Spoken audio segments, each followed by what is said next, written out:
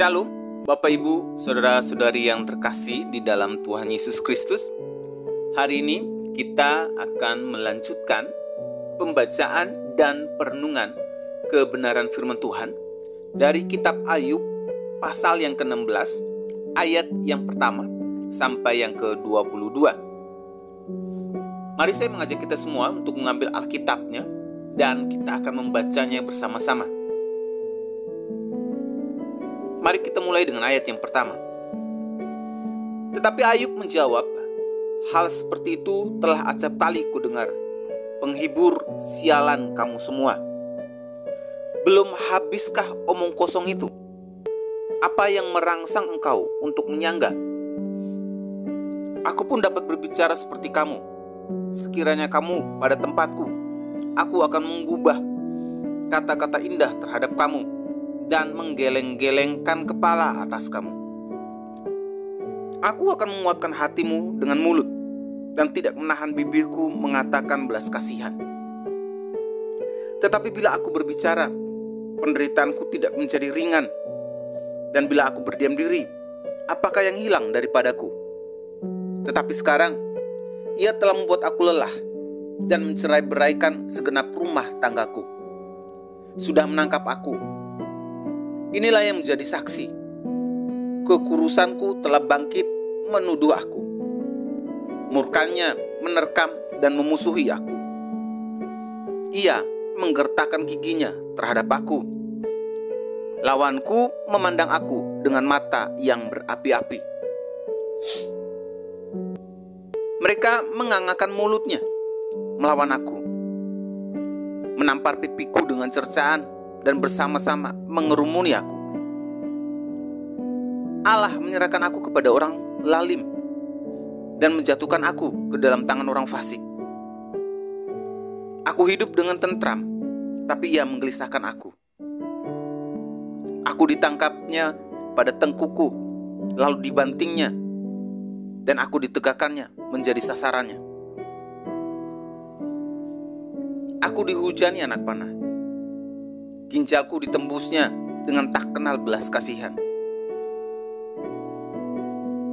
Empeduku ditumpahkannya ke tanah. Ia merobek-robek aku, menyerang aku laksana seorang pejuang. Kain kabung telah kujahit pada kulitku, dan tandukku kumasukkan ke dalam debu. Mukaku merah karena menangis, dan bulu mataku ditudungi kelam pekat. Sungguh pun tidak ada kelaliman pada tanganku, dan doaku bersih. Hai bumi, janganlah menutupi darahku. Janganlah kiranya teriakku mendapat tempat perhentian. Ketahuilah, sekarang pun juga saksiku ada di sorga. Yang memberi kesaksian bagiku ada di tempat yang tinggi. Sekalipun aku dicemoohkan oleh sahabat-sahabatku, namun ke arah Allah mataku menengadah sambil menangis, supaya ia memutuskan perkara antara manusia dengan Allah, dan antara manusia dengan sesamanya. Karena sedikit jumlah tahun yang akan datang, dan aku akan menempuh jalan dari mana aku akan kembali lagi. Bapak Ibu, saudara-saudari yang terkasih, melalui pembacaan dan perenungan firman Tuhan hari ini, kita dapat melihat percakapan kali kedua antara Ayub dan temannya Elifas yang memberi nasihat kepada Ayub ketika dalam penderitaan atau masalah hidup yang berat yang dialami Ayub. Nasihat Elifas yang jatuhnya kepada kritik kepada sikap Ayub yang menolak untuk dihibur dengan nasihat-nasihat yang diberikan Karena bagi Elifas, bahwa penderitaan yang dialami oleh Ayub itu karena dosa. Oleh sebab itu, Ayub menerima hukuman setimpal dari Allah. Maka tidak perlu keterangan dan penjelasan lagi untuk semua penderitaan yang dialaminya. Hal inilah yang membuat seorang Ayub kesal terhadap nasihat seorang Elifas dan menolak dihibur dengan nasihat-nasihat yang hampa. Karena bagi seorang Ayub, penderitaan yang dialaminya bukanlah disebabkan karena dosa, namun penderitaan yang dialami oleh dirinya adalah sebuah proses atau ujian. Maka dalam Ayub pasal 16 hari ini, Ayub merasa tidak bersalah dan menganggap Allah tidak adil. Namun bagi Elifas, Ayub bersalah dan Allah adil.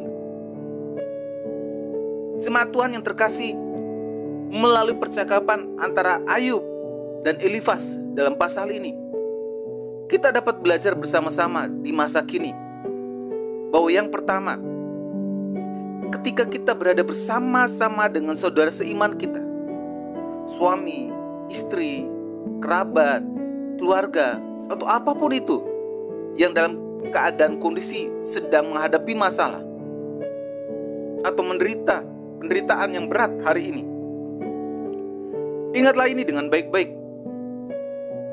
Janganlah lekas-lekas atau terburu-buru untuk memberi nasihat seperti Elifas yang mengkritik dan menghakimi seseorang karena keadaan yang didapatinya atau dialaminya semata karena dosa yang dia buat.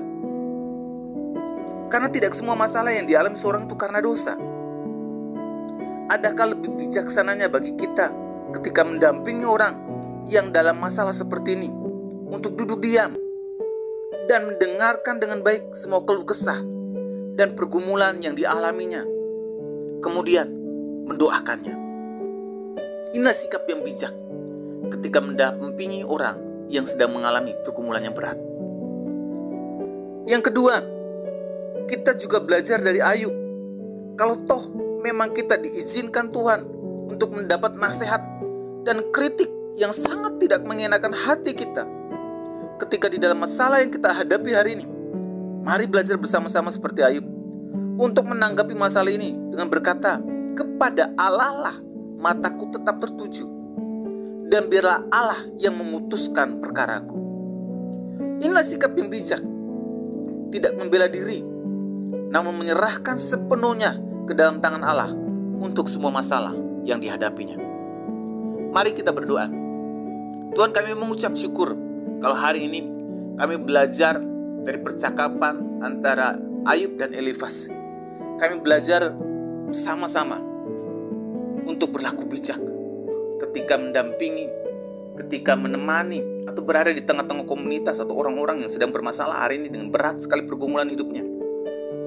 Kami belajar untuk duduk diam, mendengarkan semua keluh kesahnya, untuk mendengarkan semua pergumulannya, kemudian mendoakannya. Jauhkan kami dari sikap mengkritik dan menghakimi seorang ketika mereka dalam keadaan masalah. Kami juga belajar hari ini dari seorang Ayub ketika kami dalam pergumulan dan masalah yang berat, dalam penderitaan dan kesakitan yang berat sekalipun, kami belajar untuk berkata bahwa kepada Allah lah mata kami tetap tertuju, dan biarlah Allah yang menyelesaikan bagi kami dan memutuskan perkara yang kami alami hari ini. Di dalam nama Yesus kami sudah berdoa dan mengucap syukur. Amin. Kiranya renungan hari ini terus menguatkan langkah kita dalam mengiringi Tuhan Yesus. Ingat, tetap teruslah percaya, tetap terus berdoa, dan tetap teruslah bersyukur.